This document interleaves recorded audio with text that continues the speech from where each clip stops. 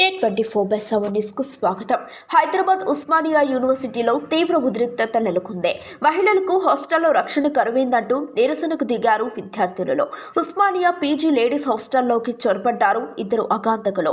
నిన్న అర్ధరాత్రి సమయంలో హాస్టల్లోకి చొరబడ్డ అగాంతకులు విద్యార్థులపై దాడికి ప్రయత్నించారు. దీంతో అప్రమత్తమైన అమ్మాయిలు చొరబడిన వారిలో ఒకరిని పట్టుకొని పోలీసులకు అప్పగించారు.